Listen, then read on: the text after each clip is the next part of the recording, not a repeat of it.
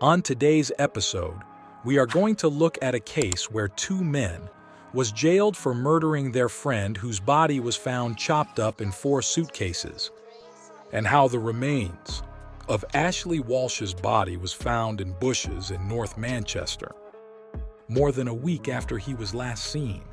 Aaron Evitt, 34, and Gerard McGlacken, 45, had been drinking and taking drugs with Mr. Walsh on the night of 7 January when an argument turned violent.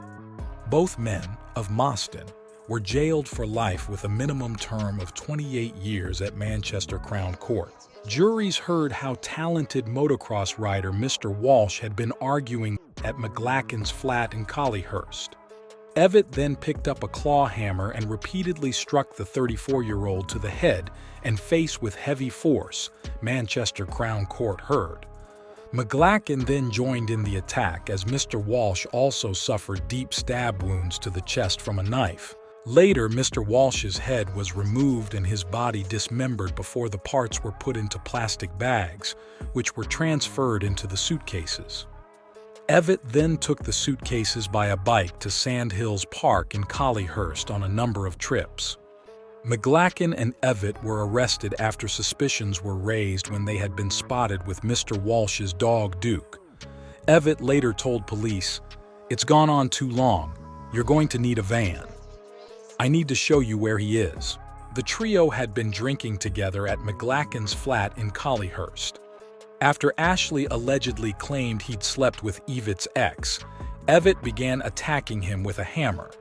The judge said Evitt had lied when during the trial he'd claimed to have acted in self-defense. At trial, Evitt claimed he then blacked out after attacking Ashley and only awoke to learn that McGlacken had dismembered him. Ashley Walsh was age 34 when he was callously and brutally killed, Mr. Justice Goose said, before he jailed Evitt and McGlacken for life. In 102 areas of injury were included multiple wounds to his head and face caused by repeated hammer blows, and to his body by a number of deep stab wounds to the chest. After he was murdered, his head was removed and his body dismembered.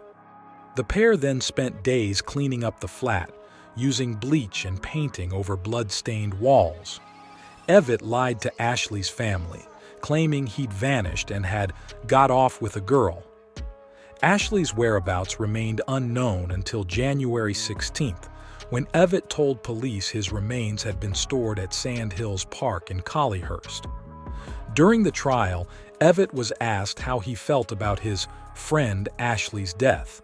He said, "I know it wasn't my fault, so I don't feel as bad, still bad, but at the end of the day I didn't tell him McGlacken to do it."